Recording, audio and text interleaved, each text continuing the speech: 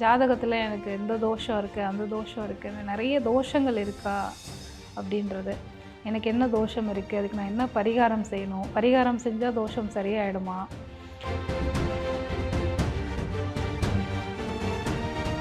பிறந்த லக்னத்துக்கு நம்ம இப்போ நிறைய சொல்கிறாங்க இல்லைங்களா, செவ்வாய் தோஷம், ராகு கேது தோஷம், அந்த மாதிரி நிறைய தோஷங்கள் சொல்கிறாங்க. ஸோ இது எல்லாமே நம்ம ஜென்ம லக்னத்துக்கு அப்படின்னு பார்த்தோம்னாக்க,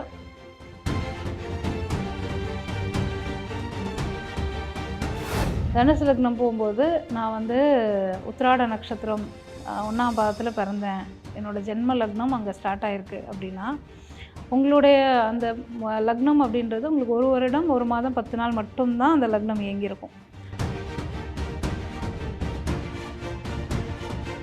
பாரம்பரிய முறைப்படி நம்ம சொல்கிறது இந்த ஜாதகத்துக்கு செவ்வாய் தோஷம் இருக்குது, இந்த ஜாதகத்துக்கு ராகு கேது தோஷம் இருக்குது அப்படின்னு சொல்கிறப்போ, அது பிறந்த லக்னத்துக்கு தான் சொல்கிறோம்.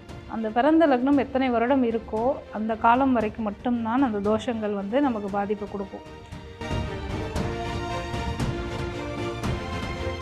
பொதுவுடைமூர்த்தி ஐயா இந்த ஒரு விஷயத்துக்காக தான் அந்த ஏஎல்பி கண்டுபிடிக்கப்பட்டதே. ஒரு தோஷம் ஒருத்தருடைய வாழ்க்கை வாழ்நாள் முழுக்க பாதிக்காது அப்படிங்கிறத தெரியப்படுத்துறதுக்காக தான் இந்த ஒரு விஷயத்தையே கண்டுபிடிச்சாங்க.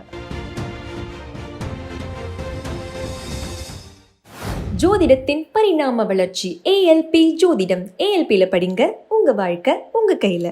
வணக்கம், பவானி முத்துசாமி, ஏஎல்பி ஜோதிடர். எல்லாருக்குமே ஒரு கேள்வி இருக்குது, ஜாதகத்தில் எனக்கு இந்த தோஷம் இருக்குது, அந்த தோஷம் இருக்குன்னு நிறைய தோஷங்கள் இருக்கா அப்படின்றது. எனக்கு என்ன தோஷம் இருக்குது, அதுக்கு நான் என்ன பரிகாரம் செய்யணும், பரிகாரம் செஞ்சால் தோஷம் சரியாயிடுமா, இல்லை என்னோடய லைஃப் லாங் என்னோடய வாழ்நாள் ஃபுல்லாகவே இந்த தோஷம் இருக்க தான் செய்யுமா ஜாதகத்தில், இந்த மாதிரி நிறைய கேள்விகள் இருக்குது எல்லாத்துக்கும். உண்மையிலேயே தோஷம் அப்படின்ற ஒரு விஷயம் இருக்கா இல்லையா அப்படின்ற ஒரு கேள்வியை ஃபஸ்ட்டு யோசித்தோன்னா, கண்டிப்பாக தோஷம்ன்றது இருக்குது, சரிங்களா? ஆனால் அது நமக்கு வாழ்நாள் ஃபுல்லாகவே அந்த ஒரு தோஷம் நம்ம பிறந்ததுலேருந்து இருக்குமான்னு கேட்டிங்கன்னா இல்லை. நம்ம ஏஎல்பி ஜோதிடம் படித்த எல்லாருக்குமே தெரியும், ஒரு காலகட்டம் மட்டும்தான் அந்த தோஷங்கள் வேலை செய்யும். அதை தாண்டினதுக்கப்புறம் நமக்கு அந்த தோஷங்கள் அப்படின்றது மாறிடும்.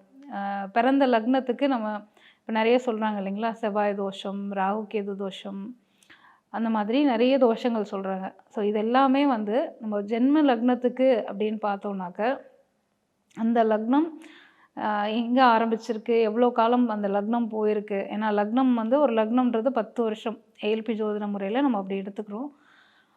அந்தபடி பார்த்தோம்னாக்கா பிறந்த லக்னம் மட்டுமே ஆரம்பத்தில் லக்னத்தோட முதல் நட்சத்திர புள்ளியில் பிறந்திருந்தீங்கன்னா 10 முழு வருடங்களுமே அந்த லக்னம் போகும்.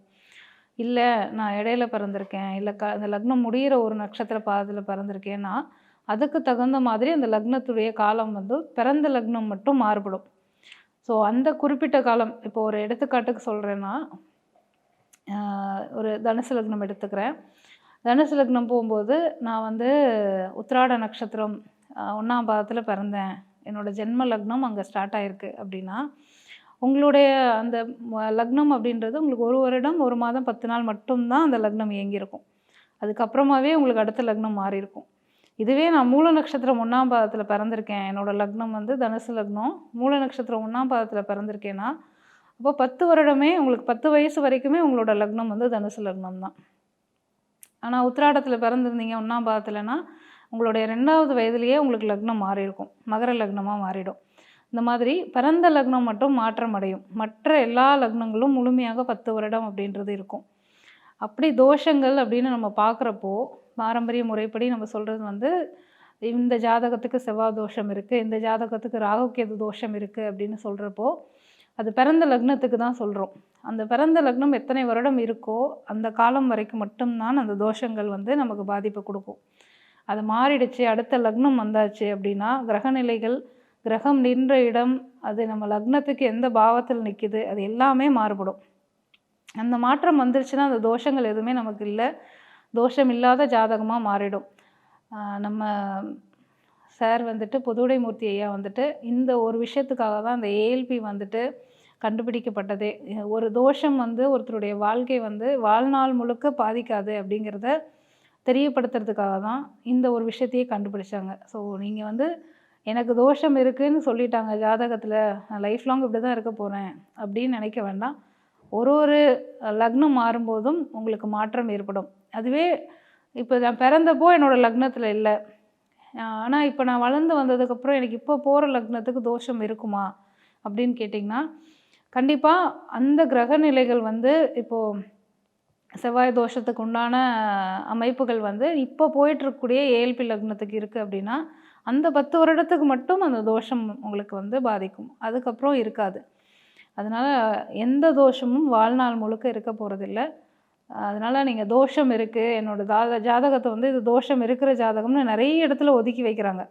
தோஷங்கள் மட்டும் இல்லை, இந்த நட்சத்திரம் மூல நட்சத்திரத்தில் பிறந்திருக்காங்க, ஆயில்ய நட்சத்திரத்தில் பிறந்திருக்காங்க அப்படின்னு நிறைய ஜாதகங்கள் வந்து தனியாக எடுத்து வைக்கிறாங்க. திருமணத்திற்கு யாருமே அதை அப்ரோச் பண்ணாத அளவுக்கு போயிட்டுருக்கு. ஆனால் ஏஎல்பி முறை தெரிஞ்சவங்களாக இருந்தால் கண்டிப்பாக அந்த முறைகளை வந்து யாரும் எடுத்து ஃபாலோ பண்ண மாட்டாங்க. இன்றைக்கி லக்னம் என்ன போயிட்டுருக்கு, இன்றைக்கி தசா என்ன போயிட்டுருக்கு அப்படின்றத வச்சு நம்ம வாழ்க்கை இன்றைய நிலையிலேருந்து நம்ம முடிவு பண்ணும்போது அந்த தோஷங்கள் எல்லாமே நிவர்த்தி ஆயிருக்கும். இந்த ஒரு புரிதல் எல்லாருக்குமே வரணும் அப்படின்றதுக்காக தான் இந்த பதிவு. நன்றி.